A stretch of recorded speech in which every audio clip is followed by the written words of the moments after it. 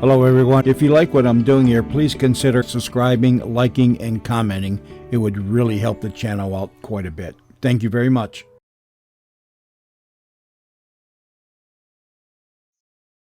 Mother, is Maxwell House really the only coffee in the world? Well, your father says so, and your father knows best.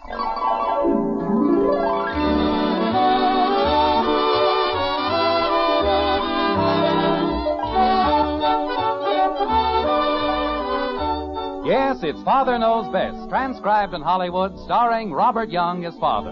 A half-hour visit with your neighbors, the Andersons, brought to you by America's favorite coffee, Maxwell House. The coffee that's always good to the last drop.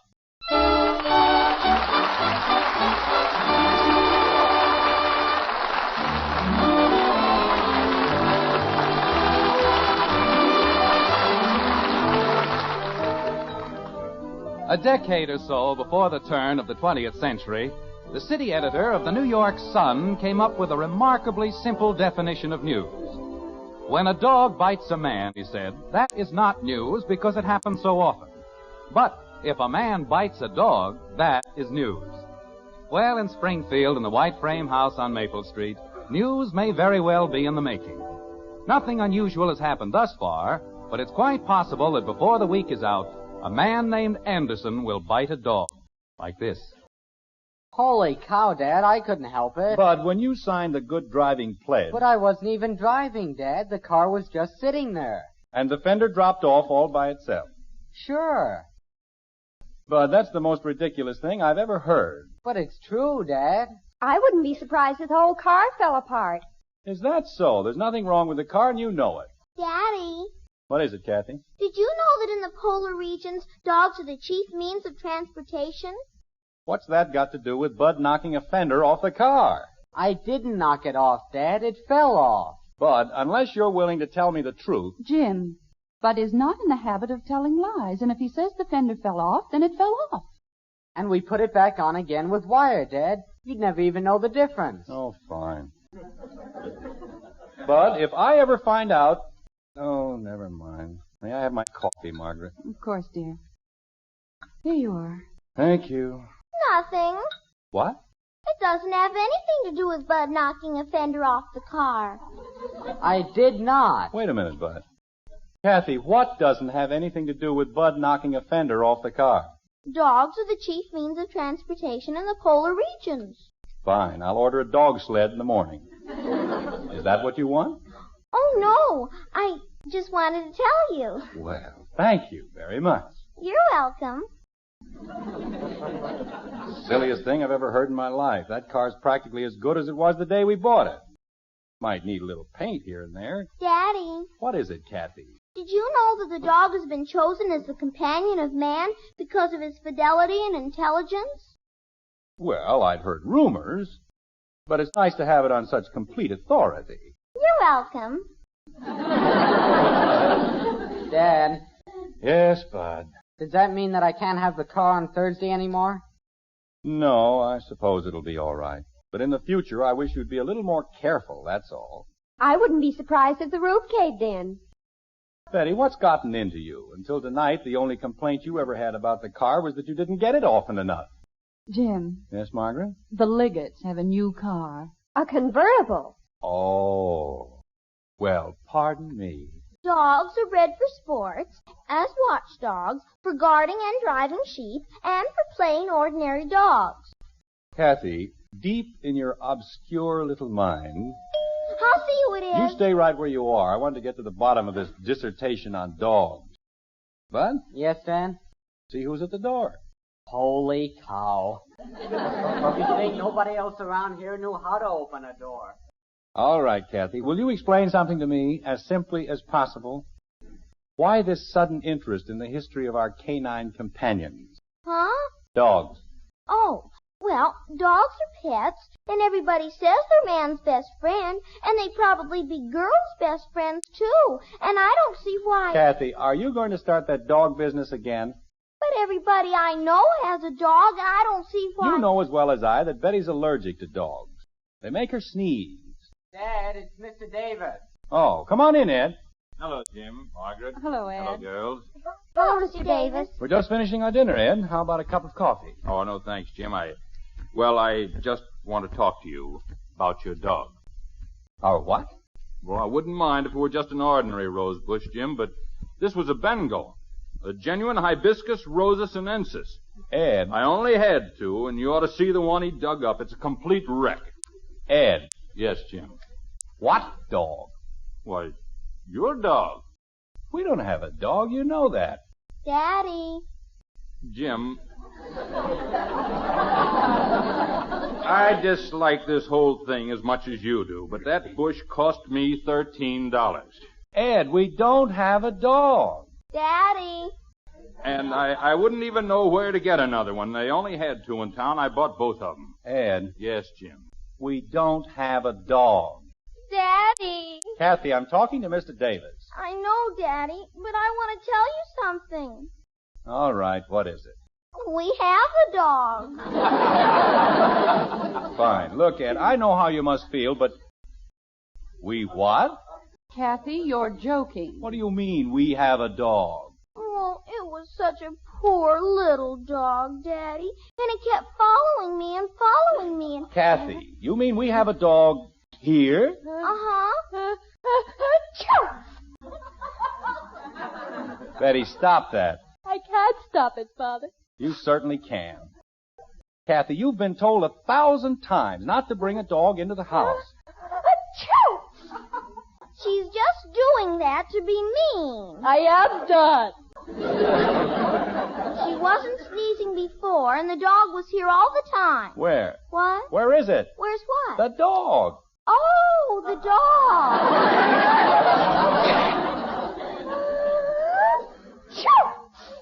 Kathy, where did you put the dog? In the playroom. Well, we'll just see about that. Of course, it isn't the most valuable rose bush in the world, Jim, but if you knew the trouble I'd gone through... Jim, where are you going? Down to the playroom. Oh, Daddy, please don't be mean to the little dog. He wouldn't hurt a fly. Where do you think you're going, Bud? Oh, can I come with you? Gosh, I just want to look at it. I didn't mean to start all this trouble, Jim, but after all, he did dig up the rose bush. I know, Ed. I'll be very glad to pay for it as soon as we... Oh, my aching back. Look at the size of that thing.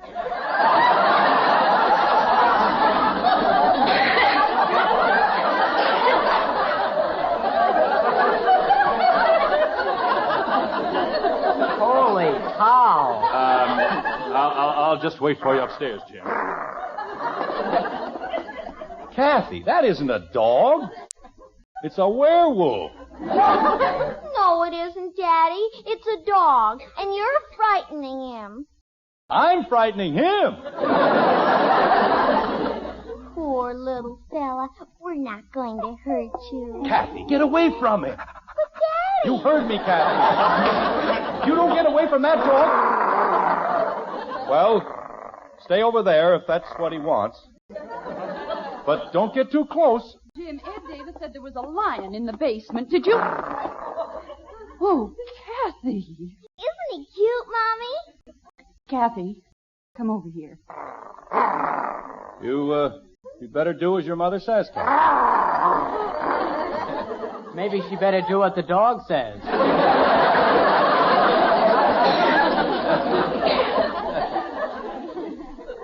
Oh, Jim, what are we going to do? We're going to find out where he belongs and get rid of him. That's what we're going to do. Oh, Daddy, you can't. He's such a beautiful dog, and he's so easy to feed. All he eats is cookies. Bud. See what the tag says on his collar. On his collar. Me? Oh, he won't hurt you, Bud. Will you, George? Well, go ahead, Bud. There's nothing to be afraid of. That's a nice fella. Nice, George. His name isn't exactly George, Bud. I just call him that. Oh, you're a great help. Nice boy. That's a nice boy. Atta boy. What does it say, Bud? Gargantua the Third. Oh, Property of Michael Reed, Orchard Avenue. Orchard Avenue? Well, that's a mile away. How did he get clear over here? I think he walked. Well, he can walk right back. Bud, call Mr. Reed and tell him we have his dog. Oh, Daddy, no! Oh, Daddy, yes. Kathleen, it isn't our dog, and we've got to send him back home. But, Mommy, I love him so. Oh, don't cry, Kathy.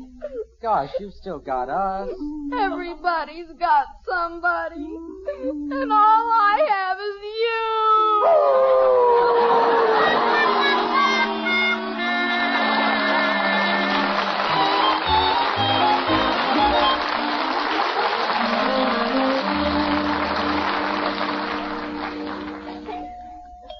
You want me to answer it, Dad? No, never mind. I'm right here.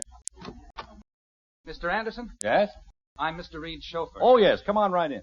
Oh, thank you. Very nice of you to go to all this trouble. Oh, it's no trouble at all. Mr. Reed was quite concerned about Gargantua, quite concerned. Well, we weren't too happy about him ourselves. Kathy, You want me, Daddy? the man is here for the dog. Gee whiz. You'll have it up here in just a minute.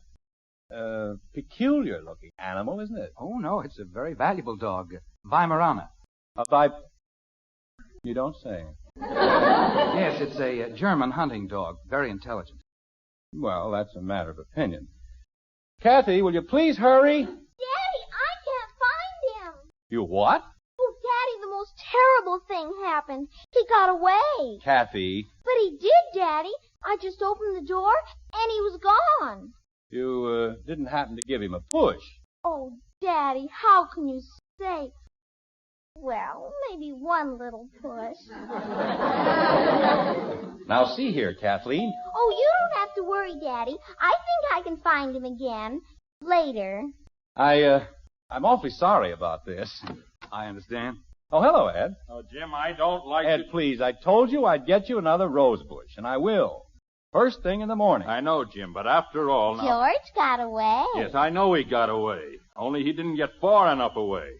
Have you seen him? Yes, I've seen him. He's in my backyard, and he's having a wonderful time. All right, Kathy, go get him. Gee whiz. And, Jim, Yes? when you get that hibiscus sinensis tomorrow, make it 2. Oh, no.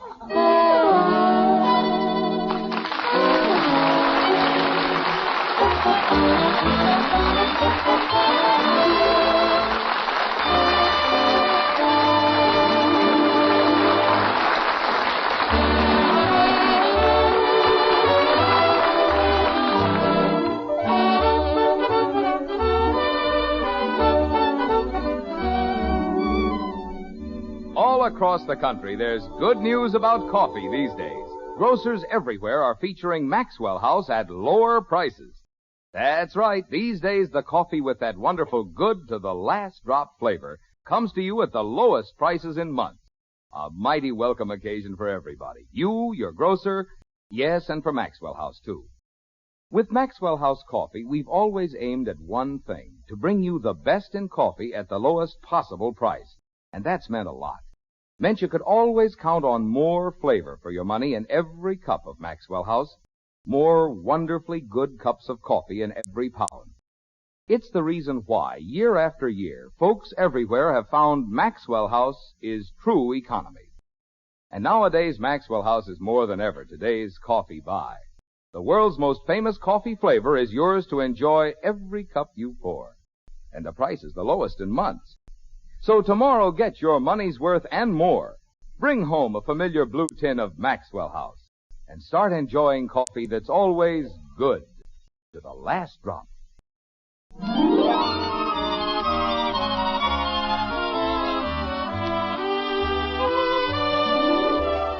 The dog is a creature whose principal feature is love, and there's nothing can daunt him.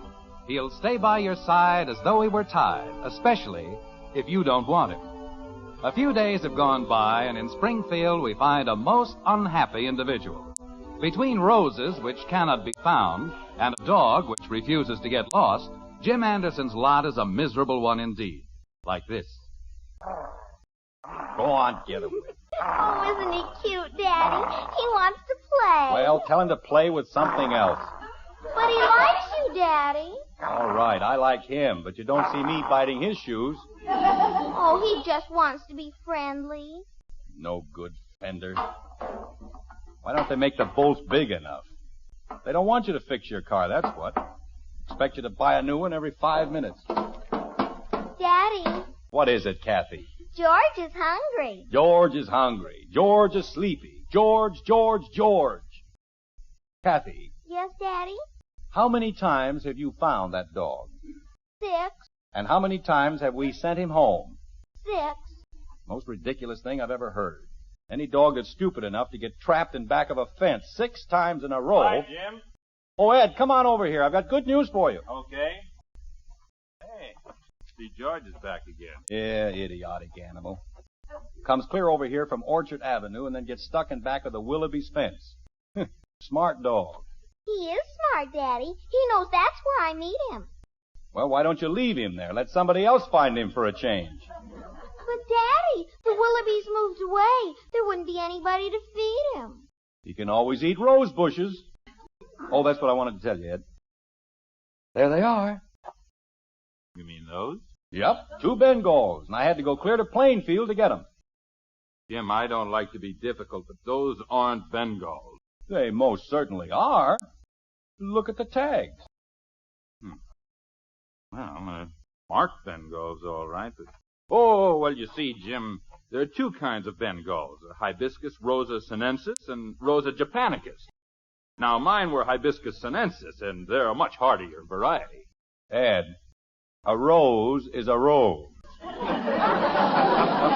And you said Bengals. I don't like to argue, Jim, but I said Hibiscus sinensis. You see, the japonicus is very susceptible to mildew and thrips. That's bad, huh? Oh, yeah, especially around here. The japonicus doesn't do well in Springfield at all. It needs a much milder climate. I see.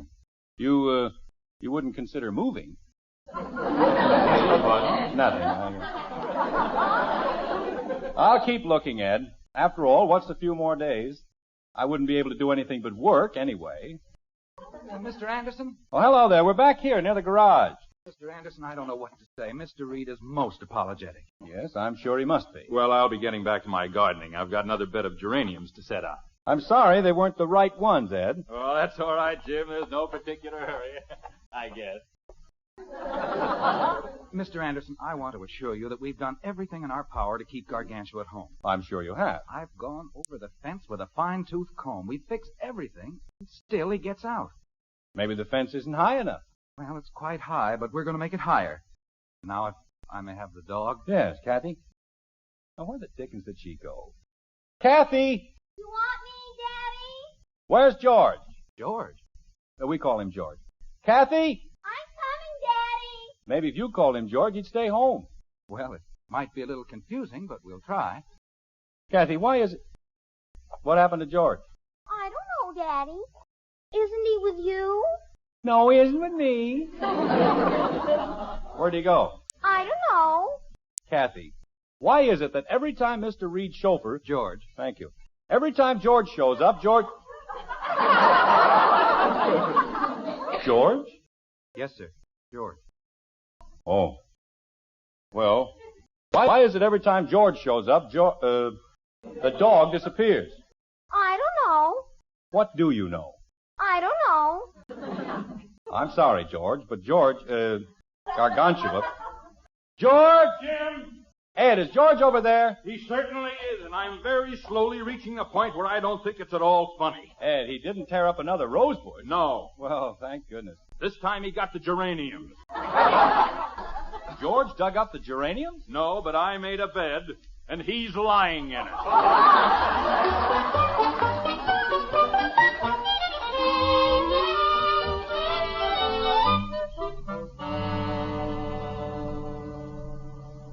$35 for 2 miserable little rose bushes. Criminal, that's what it is. Jim, let's just be thankful that we were able to find them. Hibiscus sinensis. Margaret, if I ever see that dog again, so help me... Jim, What's the matter? he's back. Oh, no, he can't be. Well, stop the car, Jim. We've got to get him. Why? Why can't we just pretend that we've never met George? That we've never even heard of him? Dear, we owe it to Mr. Reed. Mr. Reed. He's the one who ought to pay for the roses. George is his dog. Jim, that's not being very charitable. Well, I don't feel very charitable. Where is he? Back of the Willoughby's fence. Again? Margaret, that's the stupidest animal I've ever seen in my life. This is the 8th time he's been stuck in the Willoughby's yard. Any dog with half a brain knows you can jump both ways over a fence. Come here, you silly mongrel. Oh, Jim, isn't that sweet? He knows us. Well, why shouldn't he know us? He's been boarding with us for almost a week. Come on, George. That's a good boy. Take his collar, Jim. I'd like to wring his neck. Come on, George. Jim, I don't think you're being very nice to him. Well, I don't think he's being very nice to us. George, will you please make up your mind? You want to come home with us, or are you going to stay here? Daddy! Oh, Daddy, you found him again! Oh, George, I'm so happy to see you. Oh, my wonderful George. Kathy, Nice drag that boy. animal over to our house. Oh, you don't have to drag him, Daddy. Well, get him over there. And this time, hang on to him. Okay, Daddy. Come on, George. I'll race you to the garage. Man's best friend. Intelligent and loyal. A half-witted caterpillar has more intelligence than that George. Jim, how about the car? I'll come back for it later. Right now, I'm going to call that Reed guy and give him a piece of my mind. That's what I'm going to do.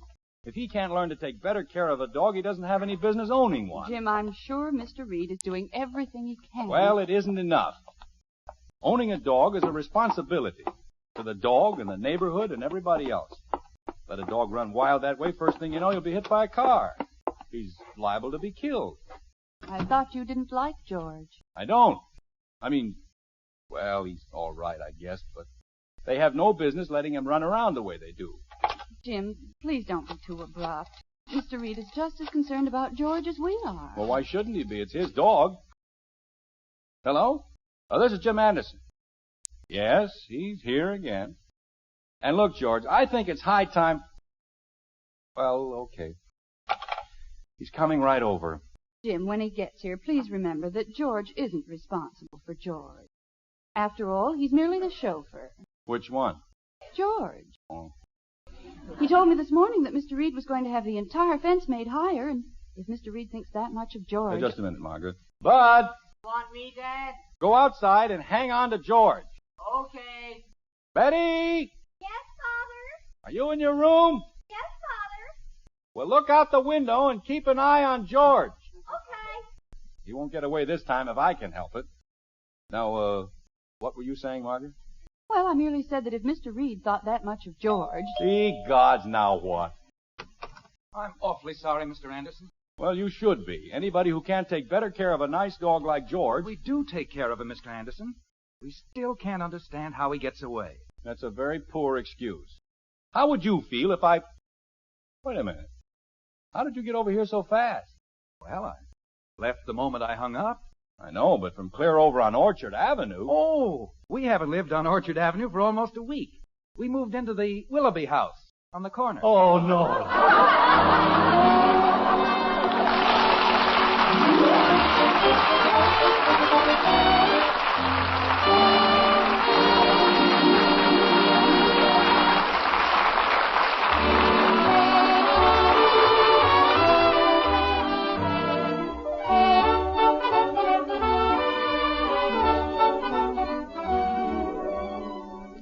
When you go grocery shopping this weekend, be sure to see the welcome news about coffee in your store. These days, grocers everywhere are featuring Maxwell House coffee at lower prices. Now, all of you who know and love that wonderful good to the last drop flavor can enjoy it at the lowest price in months. And for you folks who haven't been getting that famous flavor, now's the time to bring home a familiar blue Maxwell House tin. Find out how much more satisfaction, more real pleasure it holds for you. Cup after cup, day after day, you can always count on that Maxwell House flavor. For we'll never compromise on the quality of a single pound. Tomorrow, look for Maxwell House at the lowest prices in months. Now more than ever, today's coffee buy. Get your money's worth and more with coffee that's always good to the last drop.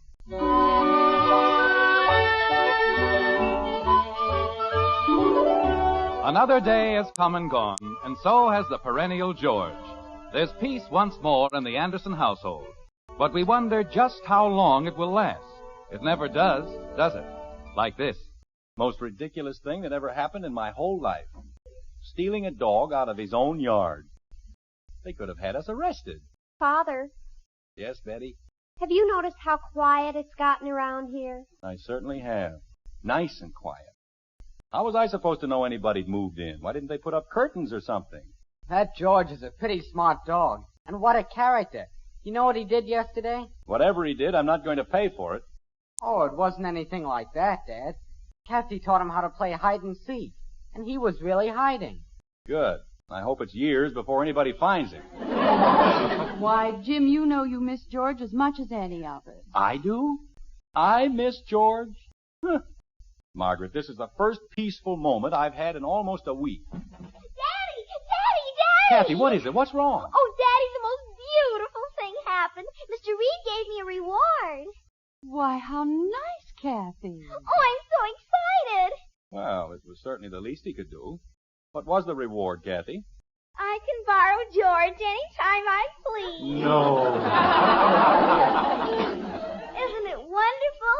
Here, George. Oh, my beautiful George. Hiya, boy. Achoo! Hello, George.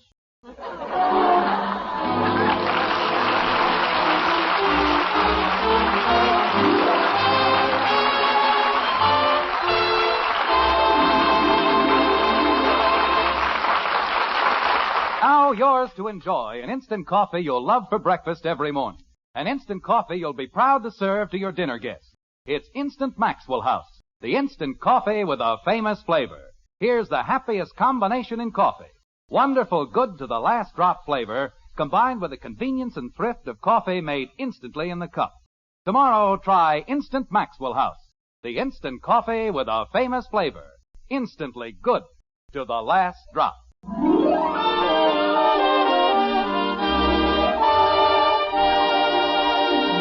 In lands across the seas, many people still lack the simplest necessities of life. Food is inadequate, clothing scarce.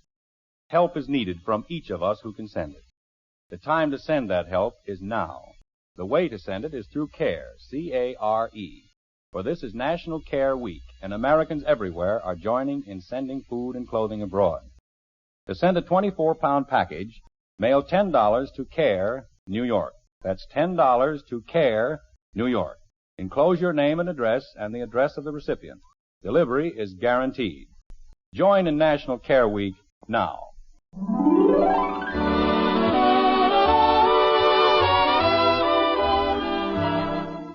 Join us again next week when we'll be back with Father Knows Best, starring Robert Young as Jim Anderson, with Roy Bargy and the Maxwell House Orchestra, and yours truly, Bill Foreman. Don't forget, membership cards for the Robert Young Good Drivers Club are waiting for you at your local NBC station. Get a man-to-man or dad-to-daughter pledge and sign up today. Be a good driver. Get your membership card in the Robert Young Good Drivers Club today. Now until next Thursday, good night and good luck from the makers of Maxwell House, America's favorite brand of coffee. Always good to the last drop. Father Knows Best was transcribed in Hollywood and written by Ed James. Now stay tuned in for Screen Guild Theater, which follows immediately over most of these stations.